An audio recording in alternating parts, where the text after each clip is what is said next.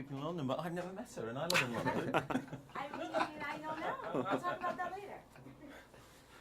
Mr. Franco. Hey, I might be speaking in and out of a British accent. I might too, just for the hell of it.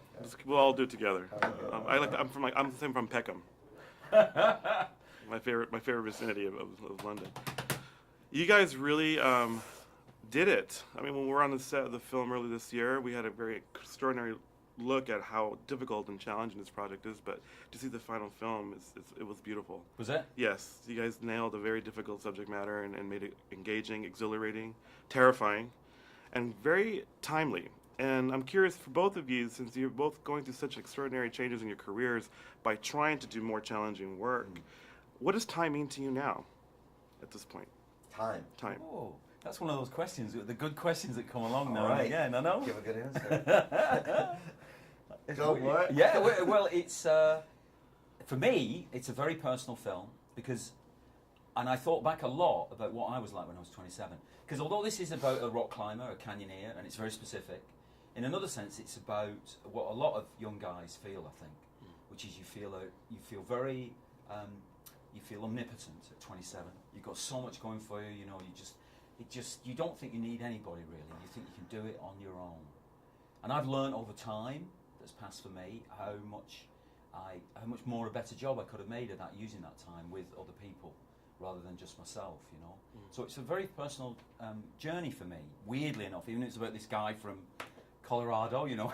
It's just like, I've got nothing to do with him in many ways, but in another way it's very personal. So that's what time means for me, to do with it. For me, I guess I've come to a point where I just, you know, I want to do movies that I just believe in, and because I have come to an understanding of filmmaking, a new understanding where I believe it's a director's medium, that means working with people that I believe in. And Danny is a person who, if you look at his past films, he's constantly changing and constantly challenging himself as a way to find new approaches to filmmaking. And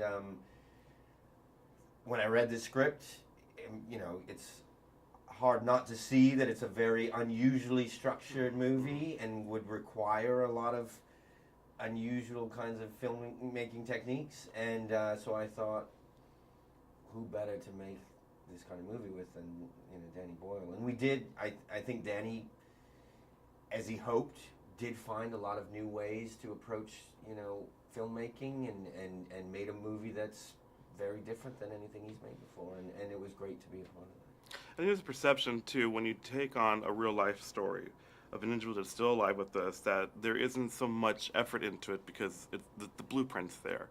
The story it's already dictated for us. But yet, from an actor's perspective, James, how do you turn that real person into something that's cinematic? So we can still have a film experience, but still walk away with a sense of this individual is three-dimensional, he is flesh and blood, he does exist. Well, because of the nature of this story, you know, there were a lot of things we had to do that nobody on the film crew had done before. So because there's a single character in a single location, it wasn't only me who had to adjust. It was Danny. You know, he didn't have multiple actors to work with for a large part of the film. The cinematographers didn't have other actors to cut away to.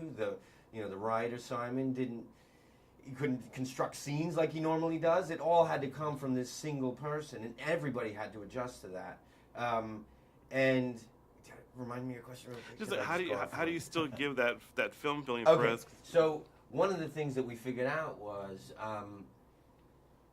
you know, this character is based on a real person, and we worked with Aaron extensively beforehand, but that actually the most important and vital part of this role and this performance would be an authentic kind of, it was the experience Aaron went through, and to deliver that in an authentic way, not to slavishly mimic all of Aaron's gestures, which would be a different kind of outside-in approach, but to actually try, you know, I think Danny actually tried to put me through experiences so I would have something of my own